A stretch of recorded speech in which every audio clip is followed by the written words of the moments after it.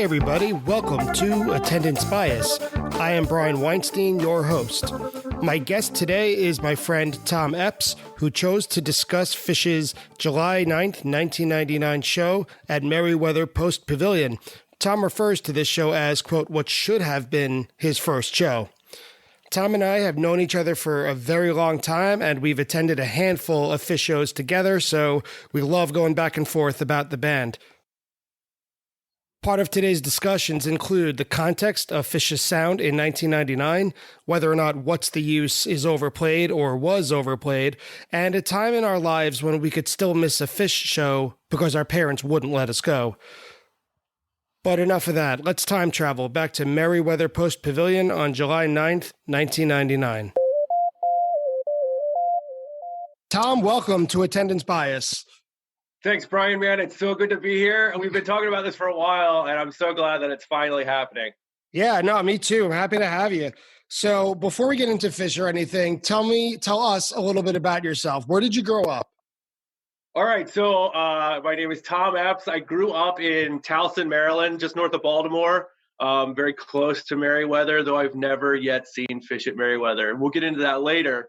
I left Baltimore and have been on quite a journey, and now I find myself in San Diego, California, kind of far. I feel the farthest removed I've ever been from the Phish-averse down here. You know, Southern California doesn't get that much Phish love, and I spent a lot of time in the Southeast and on the East Coast. But we're hoping that changes once we get to see shows again, man. Next time they come back around, you're going to come to Merriweather with me. Yeah, I know, right? I'm putting you on the spot. So you grew up in Maryland and then ended up in California with stops in between. But how did Phish first enter your life? What's your earliest memory of the band? You know, I was trying to think about this, and definitely in high school, I was really into classic rock. Coming from alternative, that was always in the mix, alternative rock, contemporary, but classic rock had really started to build at the beginning of high school. And from there, really, you know, somebody introduces Skeletons in the Closet to the mix. So you get into the Grateful Dead a little bit. You know, you start to see, whoa, there's this other stuff going on. I would say my first memory really of connecting with Phish was just in people's cars. Other people had their older siblings' CDs or whatever. I remember being in Kim Sugarman's cars, maybe a sophomore, and she had her brother's copy of Hoist, man. And that, it was she would put on that, and it was just Julius, Disease, If I Could. And it was such this beautiful transition of different styles and awesome music. And we'd get through those three songs, and I'd always be again. And then I remember another guy, Seamus, had Billy Breathes. And I remember the first time hearing Free and Character Zero, and just I couldn't even believe this type of music existed. It was the cool newness of that alternative rock with maybe a little bit of more of an edge to it, and maybe a little more exploratory nature that I don't know, it just hit me. So it was just really exposed to people in high school, and you know, at a certain point, it just kind of turned to where it was that's it. That's all I need at this point. I need more Phish. And I was working at Einstein Bagels, and every 2 weeks I'd get a paycheck and hit the Best Buy on the way home and pick up another CD. You know, so I just built the catalog out that way and never really looked back. For me, it was Sam Goody that I'd go, or Nobody Beats the Whiz, where I would go and they would have. I remember they had a live one on sale. Double disc for $25. Yeah. Which was unbelievable price at the time. Well, I have a pretty funny story about Sam Goody, to be honest. I remember the first album that was released, when I was really, you know, I made the transition, it was all Phish all the time, was Story of the Ghost. And it was 98. And I don't know if you remember this, but Sam Goody used to have a monthly newsletter when you walked into the store, and it kind of detailed that month's releases. And Phish was on the cover for Story of the Ghost. And they had this, I don't know, it was a page and a half article, but it was just all these little details that were it was oh, and there's chess moves and costume contests and festivals and tape trading and Gamehenge. And it peppered in all of these little details that just basically blew my mind. I don't Like, remember that at all. I remember going into Sam Goody and they would have the flyers, but that was for like the new releases. That was for, what albums were coming down the pike and what was available now. I usually avoided them. I just went to my 4 or 5 favorite bands, like The Who, Pink Floyd, Led Zeppelin, Phish, as if there was going to be some new album after them being dormant for 20 just to years. check, right? Yeah, Because just there to make was sure. no clearinghouse for information, right? Right. So how old were you? If you're mentioning it, it's around 1990. Well, you mentioned Hoist and Billy Breathe, so it had to be past 1996, like Yeah, it was late definitely 90s. like 15, 16 is when it really kicked in. Yeah, me too. Me Yeah. too. So was there a specific moment that you remember when you got it? Because you mentioned that you were all in on Phish, like by the time the story of the ghost came out. Was there like a song or even a riff that just reached in and grabbed you? For me, it was Glide. The song, Right. You've always been a Glide fan, which is always. on Picture of It's Nectar, on a picture correct? of Nectar. And Yeah. I would listen to that over and over and over, that intro with the cowbells and the hi-hat with the power chords. And that's all it took for me. And then everything else was wherever I could get my hands on. Was it more gradual for you? Or did you have a more like come to Jesus moment? I mean, honestly, it was, I kind of described a little bit that the Hoist was the hearing Hoist and then Billy Breathe, like those intro tracks. And then I almost say like, I don't know. I almost want to say like the first time I really connected with YEM was like, because I would put it on sometimes and I'd be like, this is interesting, but it's kind of circus music. I don't know if I like fully grasp it. Like Esther? Yeah, exactly. And like, I'm like, what? I don't know. And then, yeah, just in repeated listening and finally like being like, I will say it probably had, a little bit to do with like blossoming maybe use of marijuana as a high schooler. Sure. And then like kind of putting those dots together, like being very focused in on my own in my room and really like finally taking YM in together as a whole and just studio, mind you, like, most of my first listening was all studio based until I got like a live one and I think Slip Stitch maybe later. But yeah, I didn't even know like the whole live stuff was so integral. I feel similarly. After A Picture of Nectar, I got a couple of tapes. And Junta was actually one of the last albums that I bought. It was Really? like I didn't even hear the studio versions of Divided Sky or You Enjoy Myself until I was already in it for like 2 or 3 years. I came to it kind of backwards. So it's interesting because I was thinking about that this morning when I was walking the dog and like, yeah, you mentioning Glide and like, I thought back, like Picture of Nectar is probably one of the last albums that I fully connected with in my like, pre Farmhouse, developing the back catalog and everything. And I wondered like what influence that has on like the songs we gravitate to more now. All right. So we've got to know each other a little bit in terms of our Phish background, our Phish bio. Today's show that we're going to discuss was from 1999, July 9th, 1999 in Merriweather Post. So before we get into that specific show, let's take a look back at 1999, specifically where Phish was at that time. I always thought that 1999 was kind of a transition year between 1998, which was completely polished. They could access any sort of style that they had developed up to that point, and it was perfect. They have so many good shows in 1998. I think 2000 was kind of drifting a little bit toward the edge where things were very ambient, very spacey, where they'd have 30-minute jams like night after night that if you were in the back of the lawn might have gone nowhere, depending on where your headspace was at. And so I thought 1999, you can get a little bit of both. You still have those moments of unbelievable fire and coherence, but also like in the Mike's song from today's show, it could all of a sudden split to 20 minutes with amazing melodies, but also kind of there's no center to it. What were your impressions in 1999 with Phish? Do you remember? Dude, I mean, I'm going to say, like, you just hit it spot on. That's such a great analysis. I mean, in really, like, thinking about trying to put the band and where they were at this point in their careers in for this show, I'm like, okay, how do we discuss different eras and years as fans? And I'm going to say, like, dude, I don't think anyone's ever said, I mean, not at least in not my experience, like, 99 is my year. Like, Yeah, that's right. my year of Phish, right? Like, you've got some 94s out there, you've got 97s, 98s, 96, whatever, 93s, it doesn't matter. But 99, you don't even hear it. All you hear is Cypress. That's it.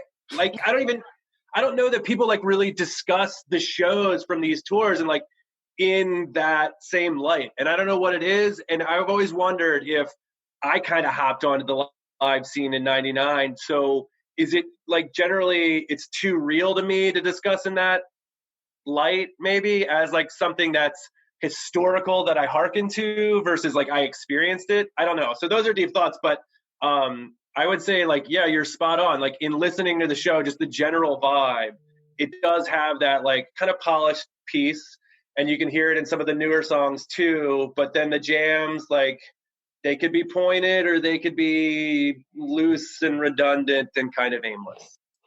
Yeah, I agree. And also with 1999, I have to say, because once you said that you wanted to pick this show, the Merriweather Post Summer Tour 1999 show, I was pretty excited because for lack of a better word, I'm pretty delinquent in terms of my familiarity with 1999 Phish shows, because I know a lot about 1997. That was the year that I got into it. It's more popular overall. 1998 and then 2000, maybe a little bit more off keel, but 1999 I feel is, like I said, the transition or the in-between year. I know Oswego, that was a pretty popular disc to be spinning in my car or in my Walkman, my Discman growing up, but also Big Cypress, of course, gets rightfully all of the attention. But aside from maybe December 11th, which I think was in Philadelphia, you don't really hear many more 1999 shows, or maybe Boise as like the top of the list. Boise bag, right? Right, the Boise bag. How could you not in September? Yeah. Yeah, it's funny too. I'm not a big like show guy either. I'm not a big like I don't know dates that well, things like that. And just in picking out this year, I just wanted to go with something different, like something we haven't talked about, you know? All right, so we've talked about Phish in 1999. Where were you in 1999? I was a high school junior. I was really deep into my Phish obsession. I was listening to everything I could. I was a musical omnivore. I was online checking Phish.net every morning for the set lists of the night before. I had not yet outgrown the America Online Phish Bowl to talk about Phish with whoever was there. I only went to 3 shows in 1999, 2 at the Nassau Coliseum and 1 in Hartford, which was in December. And I was kind of outgrowing my classic rock, my garden variety classic rock obsession, where I'd listen to the same 5 bands over and over, like The Who, Led Zeppelin, I mentioned before. And as I looked around the world, this was a time that boy bands and Christina Aguilera, Destiny's Child, kind of cheesy punk pop like Blink-182 or Sugar Ray, that's what people were listening to. That's what was popular. And I remember very specifically, Smash Mouth, dude. Yeah, Smash Mouth for life. And I was looking around thinking, what happened here? Like 3 or 4 years ago, music was good. So where were you at in 1999? Yeah, I mean, it's fairly similar to, again, I was between senior year of high school and going to college. I had not yet seen a concert until May of 99. I saw Dave Matthews at Veterans Stadium.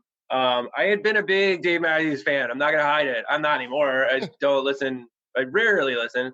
But at the show, actually, The Roots and Santana opened, and Bella Fleck came out on Warehouse. It was pretty sweet. That sounds like a good show.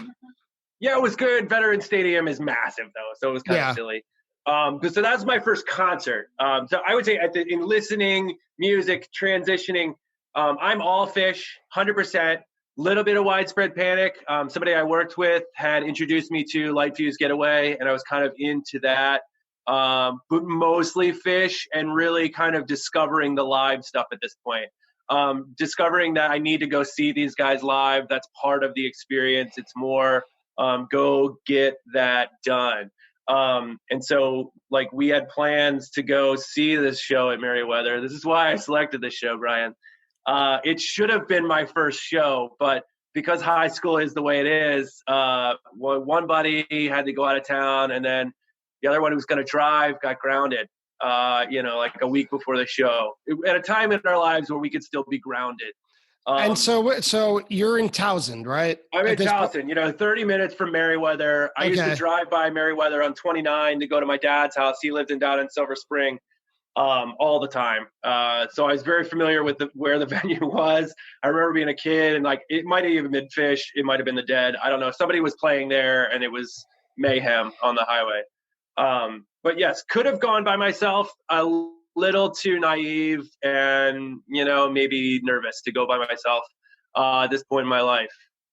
Definitely something I have no problem doing now, obviously. But, at 17, I think I was 17 or 18, just wasn't going to go navigate that on my own. And so if this show that we're going to discuss today should have been your first show, when was your first show? So this is the summer between college, after high school, before college. So wanted to go to this one. I think there was another show at Star Lake later in the summer. Again, couldn't secure a vehicle that parents were comfortable with us going to Pittsburgh right before I'm about to leave and go 600 miles away from my family anyway. Of course. What I mean? Like a little silly, but we got parent blocked on that. And then knew about Oswego, but again, just didn't have friends and stuff to facilitate. And nervous going myself. So I started school at Georgia Tech in the fall, and immediately, basically joined a fraternity, found Phish fans through that. As one will. And immediately told them, all right, well, hey, Phish is in Oak Mountain, Birmingham, Alabama in a month. Let's get tickets. Let's go. And they were like, yes. Turned out my pledge brother and still best friend in the world, Grateful Decker, you know him. Yes, I do. James Andrew Nesbitt Decker was along for that first Phish show. So, I guess you could say it took off from there, because not only did we get to see a show finally, or I get to see a show finally, I never stopped. I mean, it was just immediately after the first one, it was gotta go to more. It's a drug. There's never an end.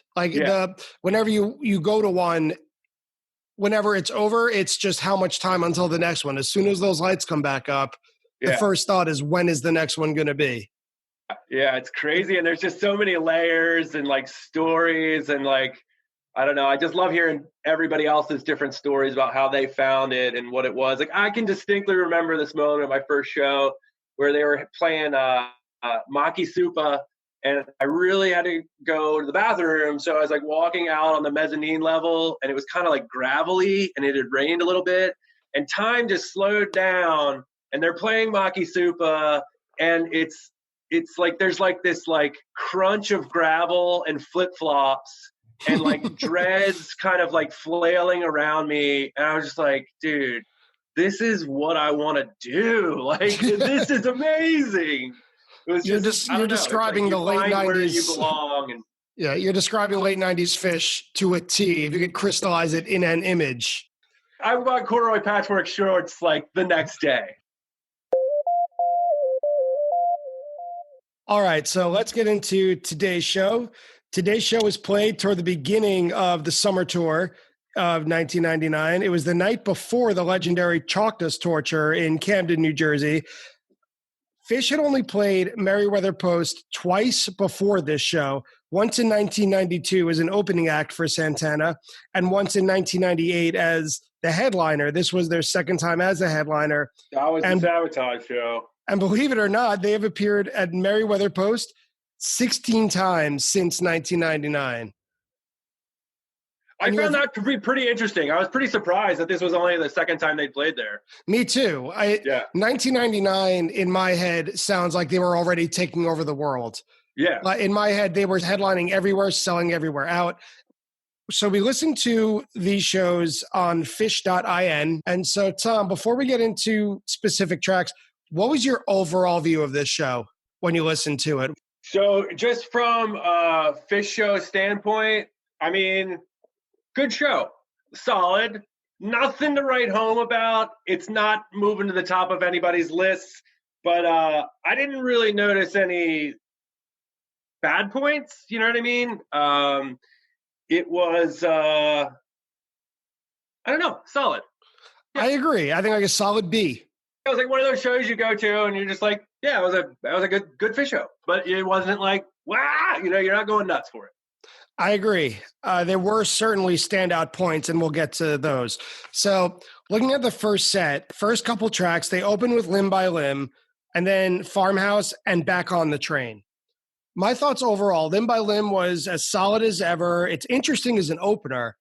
Usually, I feel like these days, surprised by that, right? Right, and in Europe when it was first being played a year earlier or 2 years earlier, usually it's mid-set. It's usually the middle of the first set. It's always nimble, which I loved listening to.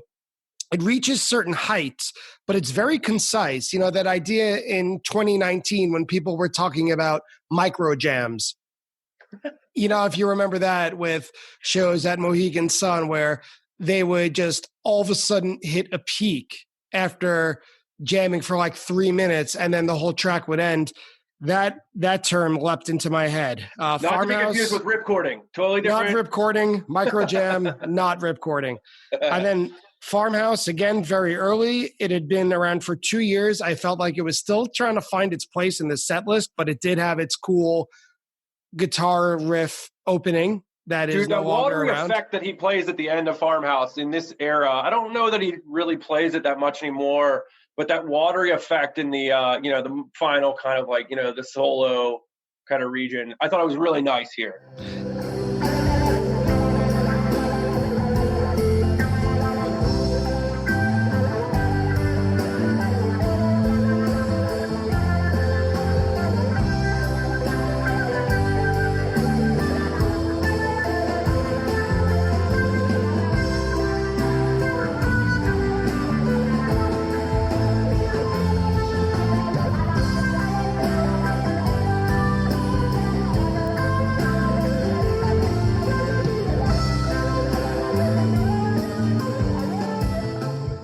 It is very nice. And I agree. I don't think it's done anymore. But if you go to the late 90s, like 97 through 99, maybe even 2000, it's there. Yeah. It's a constant. And then the third song was Back on the Train, which was still new then. It was fun to hear, I thought, these songs that were new at the time. And they were kind of filling out. The song was there, but it was very slow. There was a lot of open space. And it was just a lot of fun to hear them, especially Page, fill in that space. For most intents and purposes, it kind of felt identical to how it sounds today. Yeah, it was kind of plodding a little bit, it felt a little bit stripped down. I guess you mean like as we were talking about where there's space. It did feel like, there weren't parts that they were typically playing. They were still kind of feeling it out, maybe finding their places in the song. I mean, looking back in the Phish Companion here, the first one was earlier that year by Trey solo at the Mura in Indianapolis. So very new song. I didn't realize it was that late coming out. Well, this year, 1999, there was a big batch of new songs that were taken all from Trey solo, which included Meat Stick, Get Back on the Train, First Tube, Sand was a big one. And so these songs that we take for granted now as fan favorites were very new and still kind of gaining their feet. Yeah. And this also, a lot of those songs, especially I'm thinking of First Tube and Sand, they kind of have that techno beat-centered influence where Mike especially is playing the same round, the same bass riff for like 7 minutes straight. If you think about Sand, that's the Tony effect, right? The Tony effect. Markellis. Yeah. It was kind of how Phish was gravitating toward all those, that kind of bigger influence of electronic music that was getting bigger at the time. Dude, do you remember when String Cheese used to play bluegrass? Yeah. Once upon a time. It's funny that though this is kind of that era, and it really is like 99 is like a huge year for the Disco Biscuits. I don't know if you're a fan of them at all, but they have like, if you go look back at their catalog, 99, like those shows from 99, Disco Biscuits were amazing. I didn't start seeing them till like 2000, 2001, but listening back, 99 was a huge year. So that like trancey, electronic. I gotta say, it's like, I'm not really a trancy electronic guy. I'm more of a beefy, burly jam Yeah, man, me too. jam flow man. But like, I do appreciate it at times when it's well placed. Well, I agree. And I was thrilled in about 2016 when Page finally found out that there were synthesizers available at his disposal, and songs like I Always Wanted It This Way. It's like my favorite. Yeah. So after Get Back on the Train, the fourth song of the set is Divided Sky, which I think is the centerpiece of the set, having listened to it 3 or 4 times over the last week. And when you look on Phish.in, it has all the timings of the tracks. Divided Sky is nearly 20 minutes in this, and length isn't everything, of course, but it kind of says something because it's a very quick tempo on this. You can hear the excitement in the crowd. And the first time for this show, which I thought became a running theme, was it displayed the amazing control of dynamics that Phish had at this time. They were so good at keeping their tempo consistent while quieting down, and then just coming back all of a sudden to the thrill of the crowd, to the thrill of the audience. And I think Divided Sky was the first example here.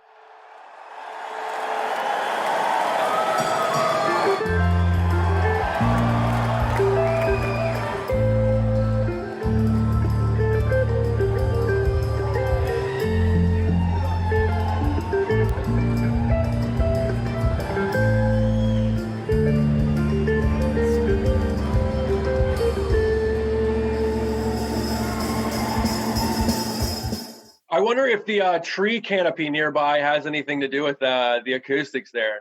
Trees can like suck up sound. But I think that's a really good point, man. That's something I noticed in the first set. Some of these tunes is like there is this like really delicate control that they're displaying.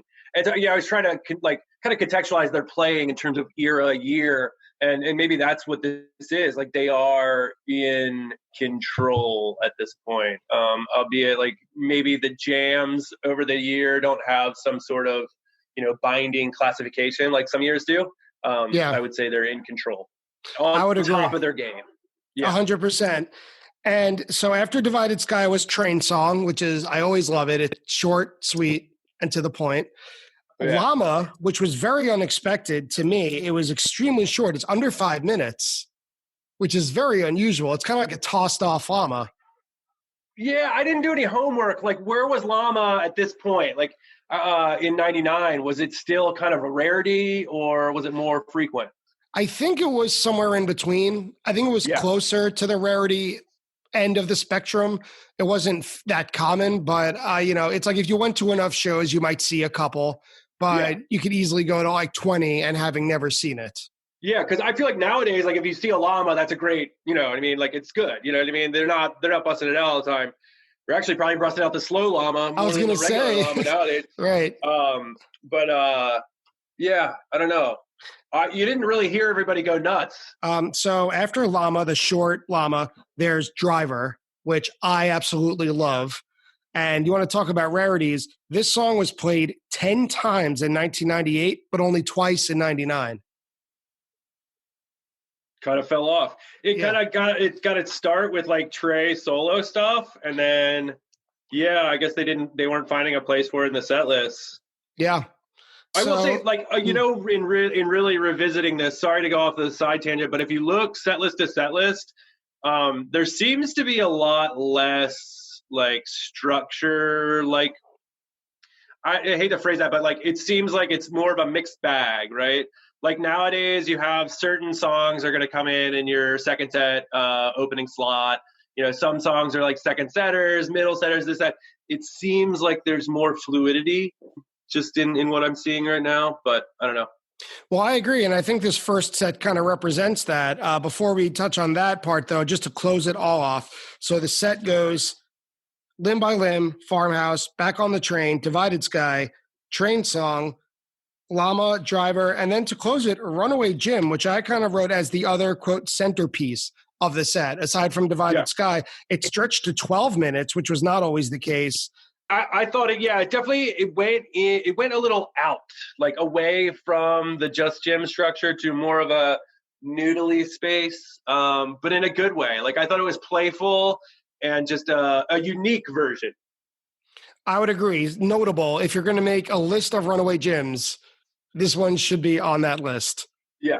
And so overall, my impression of the first set was it was a short set, a short, easily accessible set with Divided Sky and Runaway Jim calling attention to themselves. Otherwise, it was kind of a mix of new songs and regulars that you would hear at any other given show.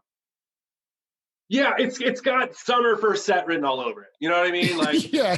You know Agreed. what I mean? Like there's some lightness at the beginning. I mean, I kept thinking during Limb by Limb, I'm like, oh, it must be so nice to have the sun setting right now. The day is finally cooling off.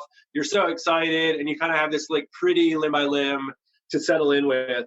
I will say maybe like if you were looking to go into fourth gear, you didn't get it with this set, but solid Phish. All right, so we're back for July 9th, 1999 at Merriweather Post Pavilion. And so we just went over the first set. Let's dive into the second that has some outstanding highlights. It opens with Punch You in the Eye, which is always the perfect set opener, right? First set, second set, doesn't matter?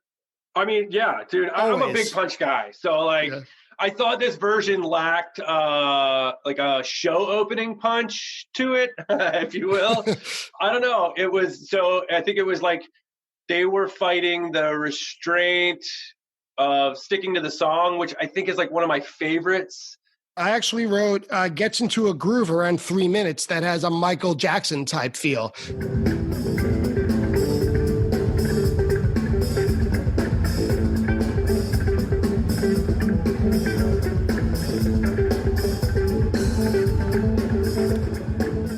Trey is playing this kind of off the wall kind of groove right there. Like Don't Stop Till You Get Enough, not that song, but kind of that vibe. And that's unusual for my ears for Punch You in the Eye. But you said like they were kind of stuck to the song structure, which is fine because I love this song. Yeah. But yeah, I wrote that it things feel a little different in a good way. So after Punch You in the Eye, they played Free and What's the Use. Free, I thought, was kind of slow and methodical, not in a bad way, because like we said, in 1999, they were kind of filling a lot of space. Things did slow down a bit. There was not a lot of focus on Mike, which I thought was kind of weird for Free, because usually he's the one that leads the jam at that midpoint section. Yeah. I felt that the slow pace of this Free just all the energy. It just wasn't what I was looking for, and it didn't allow it to soar. Wasn't my favorite Free. So Punch You in the Eye, Free, and then What's the Use, which was another one of those new songs from 1999. I had no idea that was as recent as it was. Yeah, because it's from the Bearsville deal. So they hadn't played it live. That's what the deal is, right? Okay. I thought it was older. Like, yeah, it's from the Bearsville from 97. It's on the Sick-It disc, I think. That's where it first appeared. Yeah. And so it hadn't been played live. Okay, that was its debut? No. Debut 7/4/99. So 4th of July, just a couple days earlier. Maybe the second. Okay. Yeah. So I thought, What's the Use? Even now when we hear it, and they play it so often in 3.0 compared to the end of 1.0. To me, What's the Use is a song that's very emblematic of this time. It's very spacey. It's very airy. It's psychedelic. It's kind of a 2 to 4 in the morning listening. You haven't slept all night. It kind of represents a mushroom trip in audio terms. And even if they play it at any point in a set, it always feels like you're deep in a second set, even if it opens a show. Yeah, it feels like you're deep in already. So this was, I think, flawless. Interesting placement, but flawless. And can I expound on What's the Use a little bit for a second? That's why you're here. I mean, what do you think about the song? Like, is it one of your favorites? Is it up there, or how do you feel about it? I really enjoy What's the Use. I like it a lot, especially the end when it kind of reaches that peak and it reaches that major key coda. I don't know if I'm using all my vocabulary correctly. I enjoy What's the Use a lot, to the point where around 2000, 2014, I guess, or 2015, I got a little stuck up thinking that they were overplaying it. And I didn't want it to lose its specialness to me. And that's exactly kind of what I was going to say. It's like, I feel like this song is like this. I have a feeling like when I hear it, like it has this weighty feel to it that reminds me of like 2001 or like the Planet of the Apes statue on the beach at the end. Like, it's just like there's this like big message behind the song. And I feel like you can write that into whatever you want it to be. But I don't want that weight all the time. I feel like it loses weight when you play it all the time. I don't think this should be a regular catalog choice, to be honest. Like, I tend to agree, but who are we to tell Phish what to play? One per tour is good. I mean, I'll take it anytime, but right. Even though I really like it, right? It's just a little dab will do you. Is what a little dab will do you. All right. So after What's the Use, there's Meat Stick, which is also fairly new. I wrote this, so it was a workmanlike performance. I hate to use the word filler, but that's kind of what it is here. It's just kind of another step on the set list ladder. It's fun, though. It's new then because everyone's still doing the dance. The band was on stage teaching it to people. You know, I remember later in the year at the Nassau Coliseum, Page's then wife came on and did the Meat Stick dance to show the crowd. And that was a lot of fun. Well, they mentioned that she's in there in the Phish Companion. It says that she came out on stage. So I guess she was on tour at the time, maybe. Yeah. All right. And after Meat Stick comes what I think is by far the highlight of the entire show. That if we were walking out, you know, we said earlier it was like a solid B. But if we were walking out at the end of the encore, I feel like the Mike song is what I'd be talking about. This was, I think, the highlight of the show. I'm right there with you, man. And I'll say, like, maybe over time I've grown to be a little less of a Mike's fan than I was originally, but I thought this was pretty cool. It went differently than normal. It wasn't just played through like it seems to be these days. It was explored, it was expanded upon, and it was great. And it was big. It was 17 and a half minutes. This is a very long version of Mike's song. And I wrote that it was a big, expansive Mike song. And looking at all the different examples, I feel that 1999 was a peak year for Mike's song, along with 1992 when it was really starting to get going, 1994 when they used all their powers, 1999 where Mike's was very wide open, and it benefits from that. Trey started it with a delay loop. There was lots of patience. No one was doing much except Page on the organ. He was the lead, which is not the case today usually.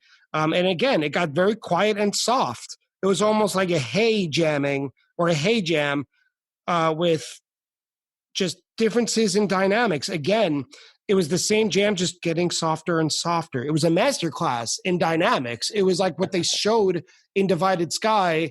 This is like the graduate level in Mike's song.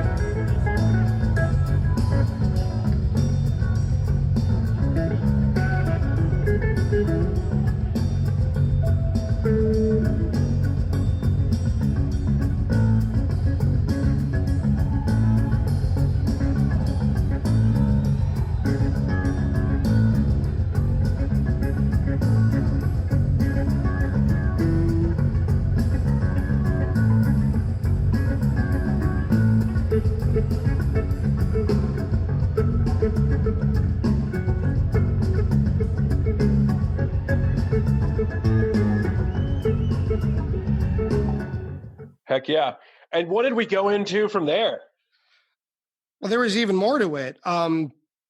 We'll get there, but at around 11 minutes, I thought I don't want to throw this Mike song out the window. There was a lot to it. at around 11 minutes, there was like hints of what was to come in 2000 and toward the first hiatus, where there was very soft, quiet jamming that, again, because I had this experience in 2000 at Darien Lake, an excellent show, but there was very soft, quiet jamming at about 11 minutes of this Mike song that could have been lost on much of the crowd. Like if you were far back, especially at Merriweather Post, where the speakers toward the back of the lawn at the time weren't so great, you could have been lost. It was like very quiet, soft, easygoing music. And when you're deep into the middle of a second set, that's not always what you're looking for. And it almost was like stop, start jamming, but not funky. And then before we close out, there's Sweet Emotion quotes. Oh, that's right. Yeah. Right? Okay. Yeah. I didn't write down any notes, but yeah, like that was like a full on Sweet Emotion jam. Yeah. For a minute there. Yeah. Kind of started by Mike, it seemed like, right? Yeah. Well, Mike kind of had that drone, the wow, wow, that kind of drone. Yeah. And I guess Trey heard Sweet Emotion in it.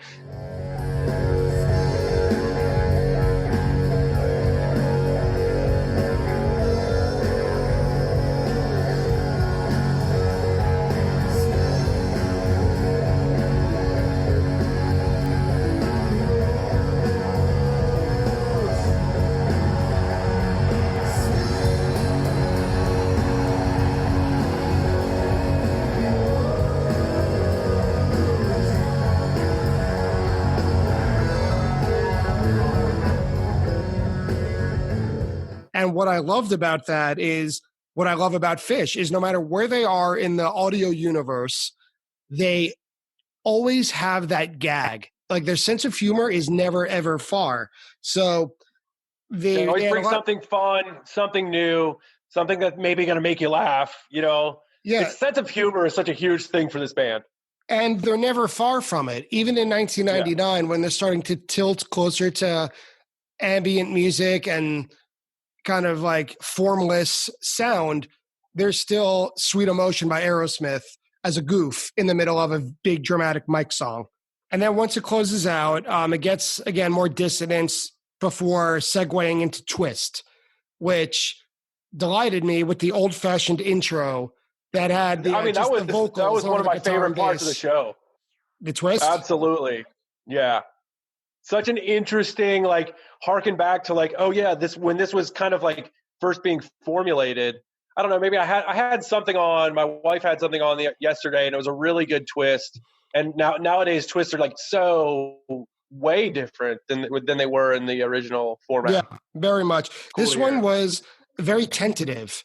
Like no one was really taking a lead. And I thought that around 7 minutes that Trey, at least in my head, what I heard was that he was almost feeling pressure to lead it. And he did, but then it ended. It dissipated around 10 minutes long. It was almost like, all right, who's going to grab the ball? And no one really grabbed it. So they ended it, and it went straight into Weekapaw Groove, which was delightful. I mean, yeah, ending a show on Weekapaw is very fun. I thought this one came out popping too, in a different way. There was something a little unique about it, but pretty much hit the standard.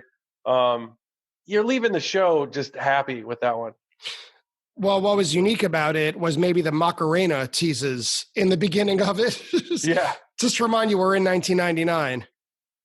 Yeah, and we're the dance craze is sweeping the nation. Macarena and Meat Stick. The Meat Stick, yep.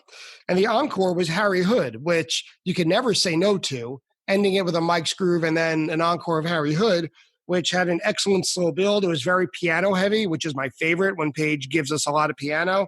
Yeah, it's a beautiful pretty standard Hood. Which honestly, like I think I mentioned this before, I'm kind of an aficionado. I love standard hoods. I was at that weird Charlotte one, I don't remember when, that went heavy metal. Just didn't do it for me. The Hood build is like life. It's written whatever key that is, that's my key of life. So I respond huge to Hood, and this one was just as good. I mean, nothing stand out about it. I wouldn't say it's like top tier, but solid Hood. All right, Tom. So overall, we said in the beginning it was a standard, solid Phish show. Not too much to be at the top of anybody's list, or certainly not at the bottom. I thought it was just an excellent show. It was an example of where the band was in 1999. Like, you could expect the new songs that were still trying to find their places in the set list, big jams in the usual places. But again, an amazing control of dynamics. And now when I look more into 1999, that's what I'll kind of listen for. Yeah, I'll agree. And I'll tack on, like, as I said, this could have been my first show after listening to it this week. And I picked it too because I'd never listened to it. Even after like wanting to go really bad, I never made the effort to come back and listen. I'm glad it wasn't my first show. I think I liked my first show that ended up being a little better for a couple different reasons. But I think this overall was a great show. I would agree. I never heard it before either. And thank you for picking it. Yeah.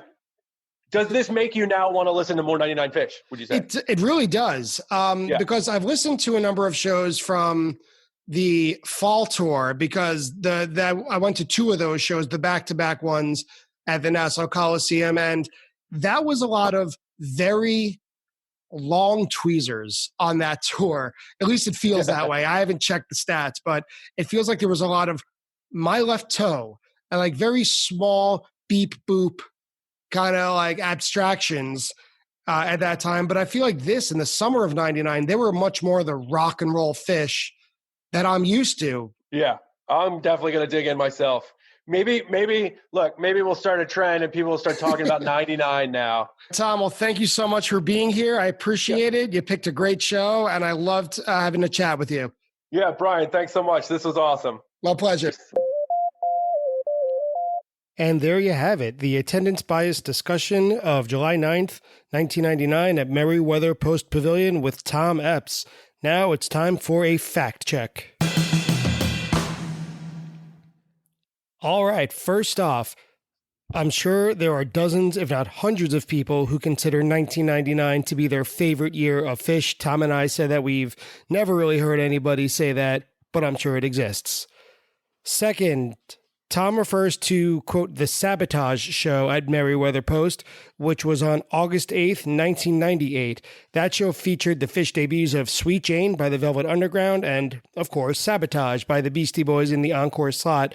I was not there, but from everything I've heard, the crowd went absolutely crazy for Sabotage, with some fans telling me about a spontaneous mosh pit near the stage. I mentioned that it felt strange that Limb by Limb opened this show. After some research on Phish.net, it turns out that Limb by Limb has been played 148 times to date, and in that time opened a show just 6 times. So 6 out of 148, I would say that feeling strange hearing it is pretty on point. When talking about First Tube and Mike's bass lines being repetitive, Tom mentioned that it was, quote, the Tony effect. And so this is in reference to Tony Markellis, who was a longtime bassist in Trey's solo band where those songs, First Tube and Sand, originated. I also said it was, quote, very unusual for a llama to clock in at under 5 minutes. That turned out to be way inaccurate. After further research, it turns out that there are dozens of performances of llama that are less than 5 minutes, and even a handful that are less than 4 minutes. So I got to double check that in my head the next time they play llama. And finally, Tom brought up a heavy metal version of Harry Hood that was played in Charlotte. He was talking about the July 25th, 2003 show in Charlotte, which is a 30-minute version of Harry Hood, which has complete video available on YouTube with a really crazy heavy metal version in the middle. And that's it for us today on Attendance Bias. I'd like to thank Thom Epps of San Diego for coming on today. I'd like to thank Phish.in for providing a great recording of today's show, Phish.net for providing all the facts and everything that they do over there. And I'd like to thank all of you for listening, of course. Attendance Bias is available wherever you get your podcasts. Find Attendance Bias on Facebook. And do you have a story to tell or a show you'd like to discuss? Please go to attendancebias.com or reach out on Facebook if you'd like to be a guest on Attendance Bias. I'm Brian Weinstein, and again, thank you everybody for listening. See you next time.